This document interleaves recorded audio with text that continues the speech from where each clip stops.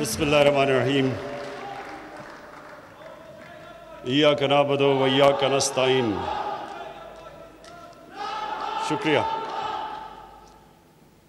شکریہ جی. میں سب سے پہلے آئی ڈی ایف اور ان کے پریزیڈنٹ مدیر ڈاکٹر مدیر آپ کا، ڈاکٹر طارق آپ کا شکریہ ادا کرنا چاہتا ہوں کہ یہ آج آپ نے فنکشن کی، اور یہ بڑے امپورٹنٹ ٹائم پہ آپ نے فنکشن کی، کیونکہ ابھی بھی پاکستان ایک بڑی جنگ لڑ رہا ہے کرونا کے اگینسٹ، کووڈ کے اگینسٹ. اور جس طرح ایک وقت پہ جون کے بیچ میں جب پریشر پڑا ہوا تھا ہاسپٹلز پہ، تو مجھے بڑا فخر ہوا جس طرح ہمارے ڈاکٹرز نے، نرسز نے، میڈیکل ورکرز نے اس مشکل وقت کا جس طرح سامنا کیا. تو مجھے اپنی قوم کے اوپر بڑا فخر ہوا اور اپنے سارے ہیلتھ ورکرز کے اوپر. اور ابھی بھی ہم نے سب نے ماسک پہنے ہوئے ہیں. ہمیں ایک خدشہ ہے کہ ایک سیکنڈ ویو آ سکتا ہے، اور تھوڑا انڈیکیشنز ہیں کہ ہمارے کیسز تھوڑے بڑھ رہے ہیں. مجھے زیادہ خوف ہمارے ان شہروں میں ہے جدھر پولوشن زیادہ ہے، جدھر اسموگ زیادہ ہے. جو اگلے 2 مہینے ہیں، اگر انشاءاللہ اگر ہم نے یہ صحیح طرح گزار لیے تو اس کے بعد مجھے اتنا خدشہ نہیں ہے. لیکن لاہور میں خاص طور پہ اب سے لے کے نومبر کے اینڈ تک، جب اسموگ آئی ہوتی ہے، جب ویسے ہی وائرسز زیادہ ہوتی ہیں، تو ہمیں بڑا احتیاط کرنی پڑے گی سب کو. اور وہ بھی 3-4 اور شہر ہیں، کراچی ہے، گجرانوالہ جدھر زیادہ ہے، فیصل آباد اور پشاور، ادھر زیادہ خطرہ ہے. تو اس لیے میں آج اس پلیٹ فارم سے بھی ریکویسٹ کرنا چاہتا ہوں اپنے پاکستانیوں کو کہ بڑا دیکھ کے یہ اگلے 2 مہینے گزاریں، کیونکہ اصل تو پریشر پڑتا ہے ہمارے ہیلتھ ورکرز کے اوپر، ہمارے ڈاکٹرز اور نرسز کے اوپر، اور جو لوگ کام کرتے ہیں وہاں. آج میں 3-4 باتیں آپ سے کرنا چاہتا ہوں، کیونکہ ڈاکٹرز کمیونٹی ایک ایسی کمیونٹی ہے جن کے صرف یہی نہیں کہ وہ ایک کام کر رہے ہوتے ہیں سوسائٹی میں، جو سب سے زیادہ اللہ کا کام ہوتا ہے کہ دکھی لوگوں کی تکلیفوں دور کر رہے ہوتے ہیں. اور دوسری چیز یہ کہ وہ اوپینین میکرز ہوتے ہیں، کیونکہ لوگ ڈاکٹر سے بات کرتے ہیں، بلکہ ڈاکٹر سے وہ بات کرتے ہیں جو اپنے گھر والوں سے بھی نہیں کرتے. تو وہ خاص ایک معاشرے میں ان کا مقام ہوتا ہے، اور معاشروں میں عزت ہوتی ہے ڈاکٹرز کی.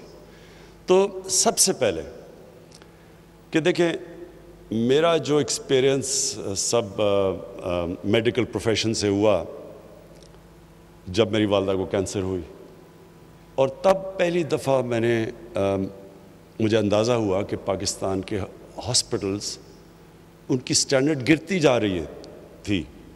یعنی میری ساری فیملی ہم میو ہاسپٹل میں پیدا ہوئے تھے، اور ہمارے گورنمنٹ ہاسپٹلز کی بہت اچھی سٹینڈرڈ تھی جب ہم بڑے ہو رہے تھے، سسٹمز اچھے تھے. آہستہ آہستہ ہمارے ہاسپٹلز کی سٹینڈرڈ نیچے جانی شروع ہوئی، اور اس کی ایک بہت بڑی وجہ یہ تھی کہ جو ایک نیشنلائزیشن ہوئی ڈاکٹر ہاسپٹلز کی اور اسکولوں کی 70s میں، اس کا بہت بڑا نقصان ہوا. اور کیونکہ میں اس کو ایک واٹر شیڈ سمجھتا ہوں کہ اس کے بعد ہمارے اسکولوں کی بھی سٹینڈرڈ نیچے چلی گئی، گورنمنٹ اسکولز نیچے چلے گئے، ہمارے گورنمنٹ ہاسپٹلز نیچے چلے گئے، اور پھر پرائیویٹ اسکولز بھی آنے شروع ہوئے اور پرائیویٹ ہاسپٹلز بھی آنے شروع ہو گئے. اور اس کی وجہ یہ تھی کہ سزا اور جزا ختم ہو گئی. جب سے اللہ نے دنیا بنائی ہے، جس سسٹم میں سزا اور جزا ختم ہوتی ہے وہ سسٹم نیچے چلا جاتا ہے. کیا وجہ ہے کہ میں محنت کروں اور مجھے بھی اتنے ہی پیسے ملیں، اور وہ جو ایک ڈاکٹر محنت ہی نہ کریں؟ جس سسٹم میں یہ ہوتا ہے وہ سسٹم کبھی کمپیٹ نہیں کر سکتا. تو جب ہمارا یہ سسٹم آیا اور آہستہ آہستہ یہ جو سب کی پروموشن ہو جاتی تھی اور پھر سب کی سیلری انکریز ہو جاتی تھی، کوئی تمیز نہیں کی جاتی تھی کہ محنت کون کر رہا ہے اور کون محنت نہیں کر رہا، اس سے ڈیٹیریشن ہمارے ہاسپٹلز میں آنی شروع ہوئی، اور یہی ہمارا گورنمنٹ اسکولوں کے اندر آہستہ آہستہ وہاں بھی ڈیٹیریشن شروع ہو گئی، اور پھر پرائیویٹ اسکولز بڑھنے شروع ہوئے، پرائیویٹ ہاسپٹلز آنے شروع ہوئے، کیونکہ جو پیسے والے لوگ تھے وہ تو اپنا پرائیویٹ ہاسپٹلز میں جا سکتے تھے، لیکن عام لوگوں کے لیے، غریب لوگوں کے لیے گورنمنٹ ہاسپٹلز ہو گئے، اور کیونکہ صرف غریب جانا شروع ہوئے تو ان کی اور سٹینڈرڈ نیچے جانی شروع ہو گئی، اکاؤنٹیبلٹی کم ہو گئی، اور جو امیر لوگ تھے وہ پرائیویٹ ہاسپٹلز میں، اور پھر جو سپر رچ تھے وہ اپنی چیک اپس بھی لنڈن کروانے شروع ہو گئے۔ تو اس سے ہوا کیا کہ جب جو ملک کے فیصلے جنہوں نے کرنے تھے ہیلتھ کیئر کے اوپر، جب ان کو کھانسی بھی ہو تو وہ لندن چلے جائیں، تو پھر کس نے پرواہ کرنی تھی کہ پاکستان کا ہاسپٹلز اور ہمارے انسٹیٹیوشنز کیسے امپروو ہونے تھے؟ تو یہ جو آہستہ آہستہ ڈیٹیریشن ہوئی، ہم اب اس سٹیج پہ ہیں کہ ہمیں اب اس ساری چیز کو ٹھیک کرنا ہے۔ مجھے لوگ کہتے ہیں جی جب سے میں ابھی 2 سال 26 مہینے ہوئے ہیں، عمران صاحب کدھر گیا جی نیا پاکستان؟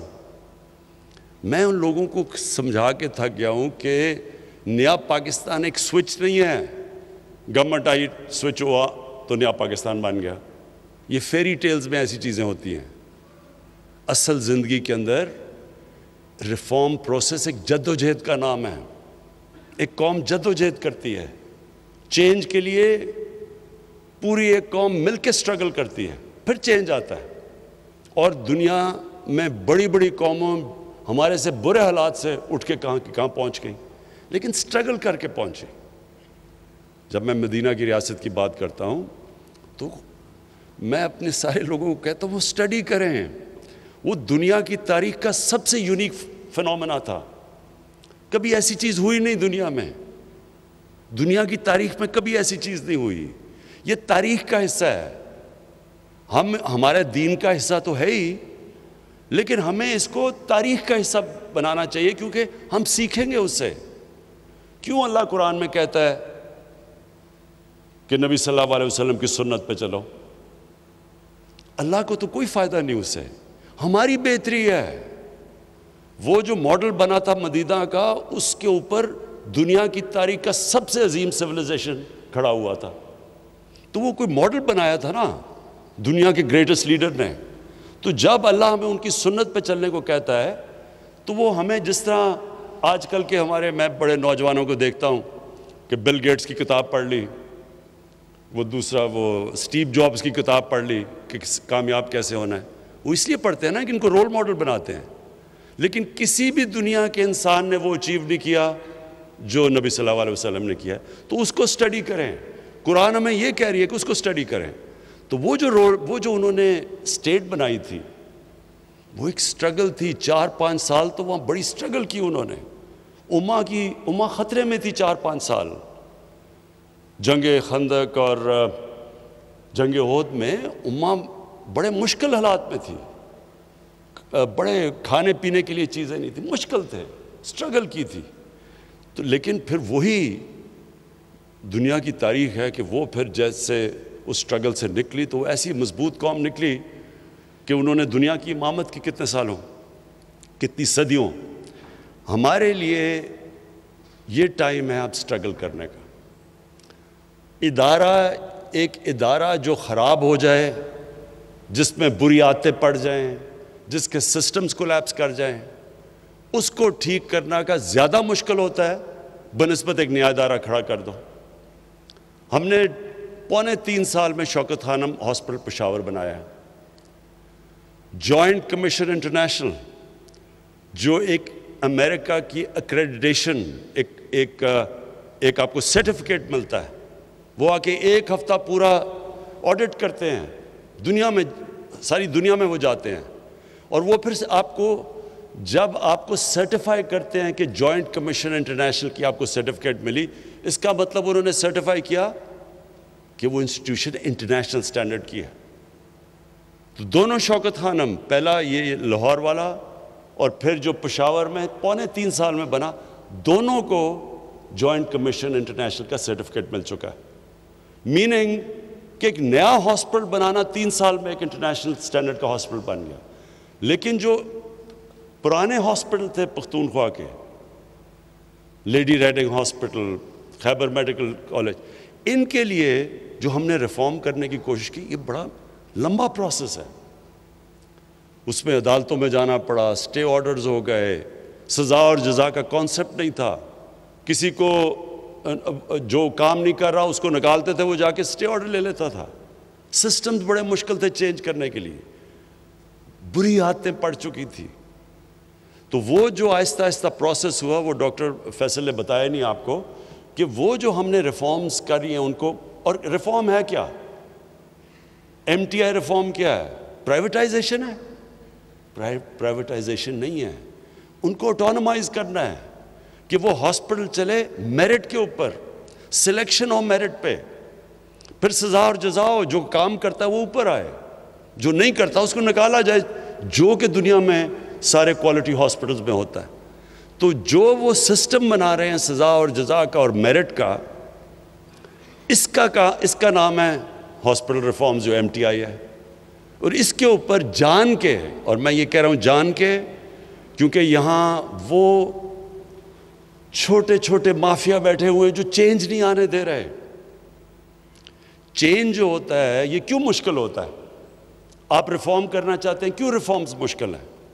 ریفارمز مشکل اس لیے ہیں کہ ایک چھوٹا سا مافیا بیٹھ جاتا ہے، ویسٹڈ انٹرسٹ بیٹھ جاتا ہے، جو فائدہ اٹھا رہا ہوتا ہے کرپٹ سسٹم سے. تو جب آپ چینج کرنے جاتے ہیں، وہ آرام سے تو نہیں ہاتھ کھڑے کر کے کہنے لگے کہ ہاں جی چینج کر دو، جن کے مفادات جا رہے ہیں. تو یہی وہاں ہاسپٹل کے اندر بھی یہی پرابلم کہ ہر جگہ وہ چھوٹے چھوٹے لوگ بیٹھے تھے، ان کی پہنچ تھی ہائی کورٹ کے ججز پہ، وہ سیدھے جا کے سٹے آرڈر لے لیتے تھے. ایک ہی وکیل ہوتا تھا، وہی وکیل ان سب کو ریپرزینٹ کرتا تھا ویسٹ انٹرسٹ، وہ جا کے سٹے آرڈرز لے لیتے تھے. تو ہر جگہ پہ رکاوٹیں ہوئی، لیکن چینج آ گیا ہے. آج ماشاءاللہ اگر آپ دیکھیں ایچ ایم سی میں، خیبر میڈیکل میں، لیڈی ریڈنگ، ابھی انہوں نے ایک ہاسپٹل کی جو نئی اب ان کی بلڈنگ بنی ہے، کوالٹی بلڈنگز بنی ہے. تو اسی طرح سارے پاکستان کے گورنمنٹ ہاسپٹلس کو ہم نے ریفارم کرنا ہے، اور یہ ریفارم پروسیس آہستہ آہستہ ہوتا ہے.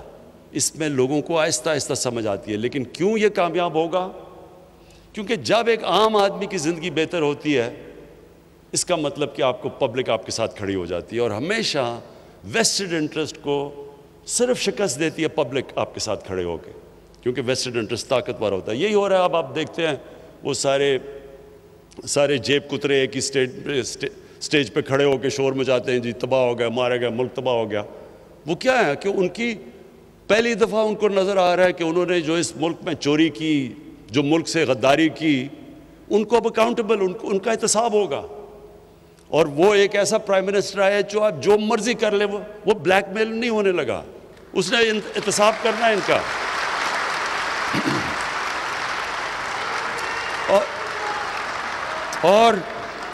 اور انشاءاللہ آپ یہ دیکھیں گے، یہ میری بات مان لیں، یہ پاکستان کے ڈیفائننگ مومنٹس ہیں، فیصلہ کن وقت ہے پاکستان کا. یہ سارے جو 30 سال سے اس ملک میں بار بار انہوں نے باریاں لی ہیں، یہ سب اکٹھے اسی طرح ہی ہیں جس طرح وہ ہاسپٹل میں چھوٹا سا مافیا اکٹھا ہو جاتا ہے، چینج نہیں آنے دیتا. یہ بھی چینج ڈرے ہوئے ہیں کہ ان کو تو زیادہ نقصان ہوگا چینج سے، لیکن ڈاکٹرز کی تو صرف روزی جائے گی. جو روک رہے ہیں ان کو تو خیر انہوں نے جیلوں میں جانا ہے. جو ہاسپٹل ریفارمز ہیں وہی راستہ آگے پاکستان کا. ہمارے ہاسپٹلز، یہ بالکل نہیں ہونا چاہیے کہ صرف غریب آدمی گورنمنٹ ہاسپٹل میں جائے اور وہاں اس کو جیسا علاج سب سٹینڈرڈ ملے، اور صرف پیسہ ہو تو آپ کو اچھا علاج پرائیویٹ ہاسپٹلز میں ملے. دوسری چیز، ہیلتھ کارڈ، انصاف ہیلتھ کارڈ. دیکھیں، ہمیں پختونخوا میں جب آئے تو 2-3 سال تو مسلسل یہ سننا پڑا، جی کدھر ہے نیا پختونخوا؟ سارے ہمیں کہیں جی کدھر ہے، جی کدھر ہے تبدیلی. تو جب رزلٹ آیا 5 سال کے بعد، تو کبھی بھی پختونخوا میں یہ نہیں ہوا کہ ایک حکومت کو انہوں نے دوسری دفعہ باری دی ہو. اس باری ایک ہماری کولیشن حکومت تھی جب الیکشن ہوا تو 2/3 اکثریت ملی ہمیں. اس کی وجہ کئی وجوہات تھی. ایک تو تھا کرپشن، بالکل نیچے لے گئے ہم، کرپشن چلی گئی نیچے. اس کے بعد ایک لوکل گورنمنٹ سسٹم، گاؤں کے لیول کے اوپر ہم نے ان کو امپاور کر دیا، وہ بھی تھا. پولیس کو کافی چینج آ گیا پولیس کے اندر. لیکن جو سب سے زیادہ وجہ عوام کھڑی ہوئی تحریک انصاف کی حکومت کے ساتھ، ہمیں ووٹ دیا، وہ تھا صحت کارڈ. اور وہ کیوں تھا؟ دیکھیں، آپ تصور کریں، اور آپ ڈاکٹرز ہیں، آپ دیکھتے ہوں گے. سوچیں، غریب گھر ہے، دہاڑی دار ہے، سارا دن وہ محنت کر رہا ہے، مشکل سے وہ پیسہ بناتا ہے کہ اپنے بیوی بچوں کو وہ کھانا صحیح دے دے. اس گھر کے اندر اگر بیماری ہو جاتی ہے، امیجن کریں کہ وہ کیا کریں گے. سارا گھر غربت کے نیچے چلا جاتا ہے. یہ ساری ریسرچ شو کرتی ہے کہ پاورٹی، غربت، اس کی ایک بہت بڑی وجہ یہ ہے کہ غریب گھرانے میں بیماری ہو جاتی ہے. میں نے جب یہ شوکت خانم جو ہاسپٹل کیوں بنایا کہ ایک میں نے غریب کینسر کا مریض دیکھا. میں میو ہاسپٹل کے باہر ڈاکٹر کی انتظار کر رہا تھا. اس غریب وہ سارا دن بیچارہ مزدوری کرتا تھا اور دن کو رات کو بیٹھتا تھا اپنے بھائی کے ساتھ جس کو کینسر ہوئی تھی. تو تب میں نے سوچا کہ ہم جن کے پاس سب کچھ ہے، ہمیں اتنی عذاب پڑا ہوا ہے کہ ہمارے گھر میں کینسر ہے، تو ان بیچارے غریب گھروں میں کیا ہو رہا ہوگا. وہ تھا کانسیپٹ شوکت خانم کا. لیکن اس کا سیکنڈ کانسیپٹ یہ تھا کہ جب ایک غریب آدمی ہاسپٹل میں آئے تو اس کو بالکل اسی طرح ٹریٹ کیا جائے جس طرح جو مریض پیسے دے رہا ہے اس کو ٹریٹ کیا جائے. یہ میں نے کدھر دیکھا؟ میں اپنی جب والدہ کو امریکہ انگلینڈ لے کے گیا، میں اپنی والدہ کو جب انگلینڈ لے کے گیا تو میں تو پیسے دے کے اپنی والدہ کا علاج کروا رہا تھا. ساتھ ان کے ایک نیشنل ہیلتھ سروس کے اوپر مفت علاج ہو رہا تھا ایک خاتون کا. میں نے دیکھا کوئی ڈاکٹر اور نرس فرق نہیں کر رہے تھے ان دونوں کے اندر، دونوں کو ایک ہی طرح کا علاج کر رہے تھے. آج مجھے فخر ہے، اور آپ خود جا کے چیک کر سکتے ہیں، شوکت خانم ہاسپٹل میں غریب اور امیر مریض کے اندر کوئی فرق نہیں کیا جاتا.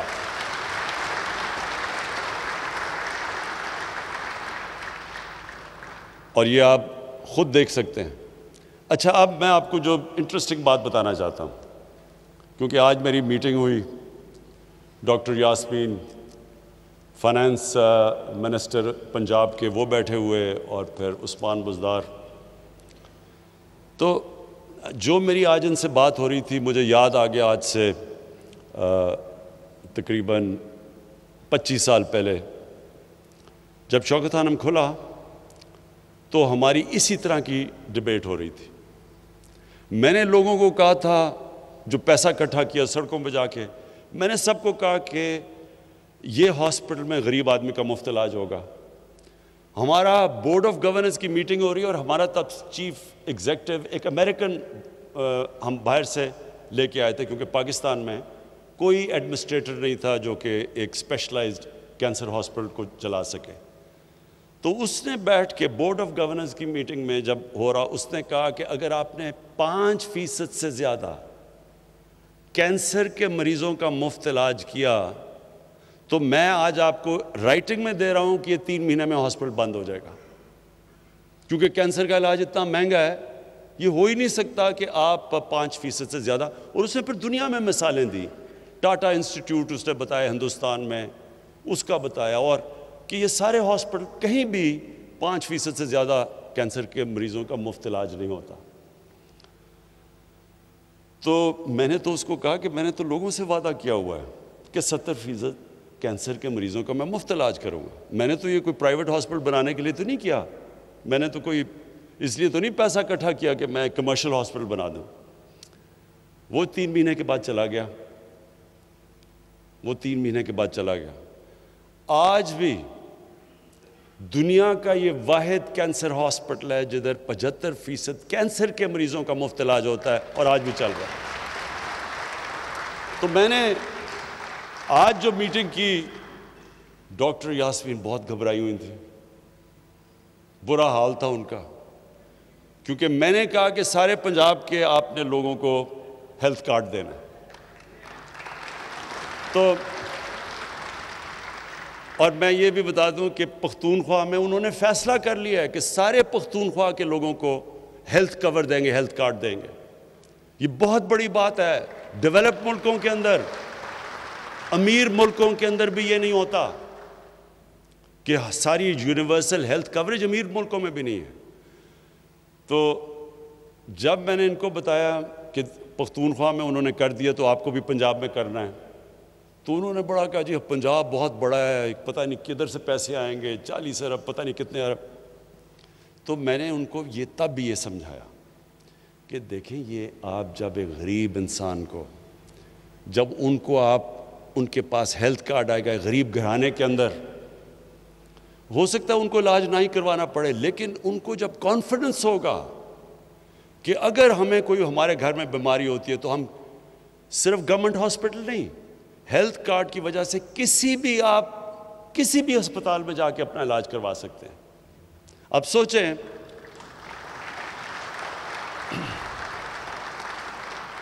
پہلے تو سوچیں کتنی بڑی نعمت ہے ہمارے عام لوگوں کے پاس، دہاڑی دار کے پاس، مزدوروں کے پاس، غریب لوگوں کے پاس، بیواؤں کے پاس، جب ان کے پاس ہیلتھ کارڈ ہو. دوسرا یہ میرا ایمان ہے کہ اللہ کی برکت آتی ہے. آج شوکت خانم آپ مجھے بتائیں کہ کون سوچ رہا تھا کہ 70 کروڑ میں ہاسپٹل بنتا ہے اور سالانہ جو صرف غریب مریضوں کا خسارہ ہوتا ہے، غریب مریضوں کے کینسر کے مفت علاج کا خسارہ شوکت خانم کا وہ 6 سے 8 ارب روپیہ ہے. 800 کروڑ روپیہ ہے جو کہ ہاسپٹل 70 کروڑ میں بناتا ہے سالانہ غریب کا علاج. یہ ہم نہیں کر رہے، یہ اللہ کی برکت آتی ہے. وہ غریب کی آواز سنتا ہے. جب تکلیف میں انسان ہوتا ہے، جب بیمار ہوتا ہے، اس کی اللہ آواز سنتا ہے. میرا یہ ایمان ہے کہ انشاءاللہ آپ فیزز میں کریں. ڈاکٹر صاحبہ پہلے فیز میں جو بالکل کمزور طبقہ ہے اس کا علاج شروع کریں، ان کو ہیلتھ کارڈ دیں. سیکنڈ فیز اور اس میں بیواؤں کو انکلوڈ کریں، اس میں یہ ہماری جو ٹرانسویسٹائٹ کمیونٹی ہے ان کو انکلوڈ کریں، سب کو، ہر کمزور طبقے کو آپ اس کے اندر انکلوڈ کریں. اور اس کے بعد پھر ہم اوپر جائیں گے اور انشاءاللہ سارے پنجاب کے اندر 1 سال تک سارے پنجاب کو آپ کور کریں، تاکہ ہر پنجاب میں ہر شہری کے پاس ہو ہیلتھ کارڈ. اسے کم از کم پتہ ہو کہ اسٹیٹ ہمارے ساتھ کھڑی ہے، مشکل وقت میں اسٹیٹ میری مدد کرے گی، میرے پاس کارڈ ہے. اور اس سے میں ایک اور بھی آپ کو چیز بتا دوں، اس سے سارا جو ہمارا آئیڈیا ہے ہیلتھ سسٹم کا، جو ہم پورا ایک ہیلتھ سسٹم نیا لانا چاہتے ہیں، یہ سارا پنجاب کا اور کے پی کا ہیلتھ سسٹم بدل جائے گا. وہ کیسے؟ جب ہیلتھ کارڈ میں لوگوں کے پاس وہ جا کے کہیں بھی جا کے علاج کروا سکیں گے تو اس سے نئے ہاسپٹلز بنیں گے، لوگ ہاسپٹلز بنائیں گے، دیہاتوں میں ہاسپٹل بنائیں گے.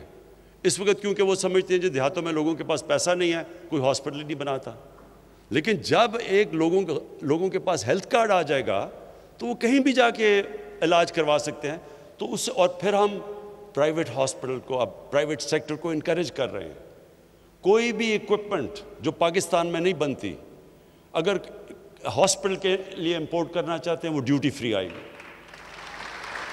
پھر اب زمین، میں نے کہا ہے کہ جو بھی اوقاف کی زمین ہے، بڑی زمین پڑی ہوئی ہے، ان کے اوپر قبضے بھی ہو رہے ہیں. اور پھر یہ جو ایویکیو ٹرسٹ کی زمین ہے، یہ بھی بڑی زمین پڑی ہوئی ہے، ان کے بھی قبضے ہو رہے ہیں.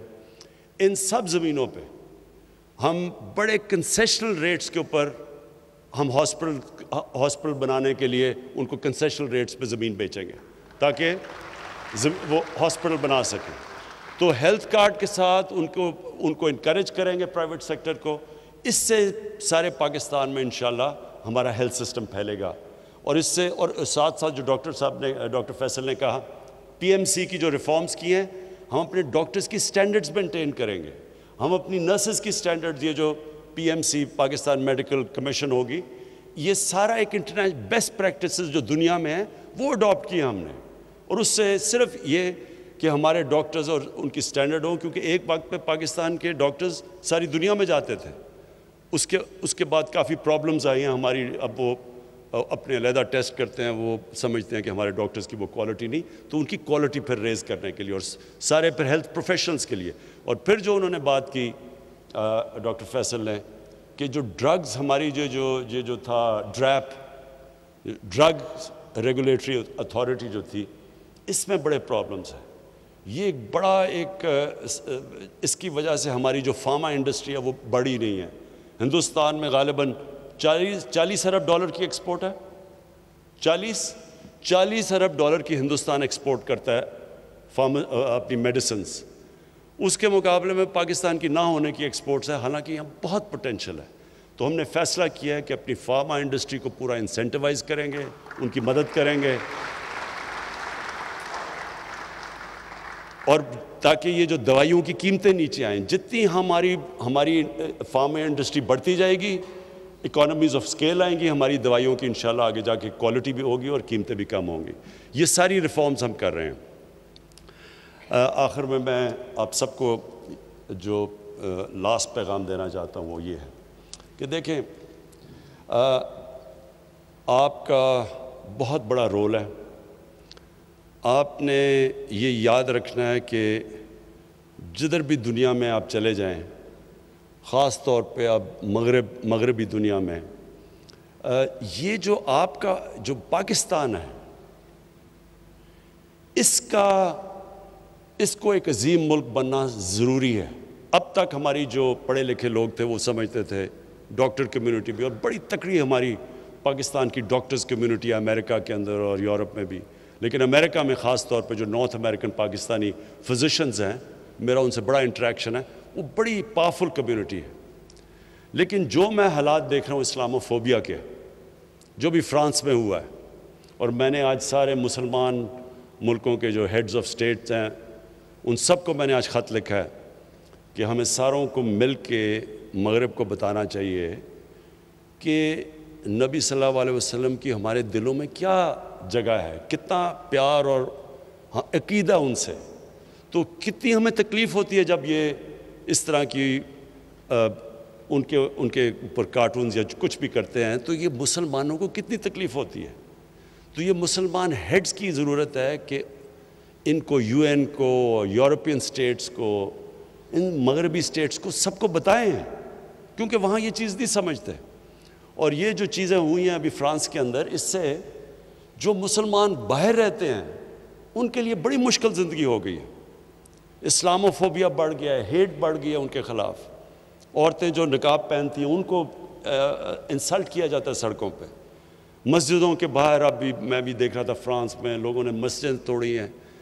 تو پہلے تو ہمیں مسلمان ملک میں جو مسلم لیڈرز ہیں، ہم سب کو اکٹھے ہو کے بتانا چاہیے مغرب کو کہ یہ اگر آپ یہودیوں کی جو ہولو کاسٹ ہے اس پہ آپ اتنے سینسٹیو ہیں، اور ٹھیک ہے آپ سینسٹیو ہیں، کیونکہ ان کے کسی بھی ہیومن کمیونٹی کو تکلیف ہوتی ہے تو سینسٹیو ہونا چاہیے.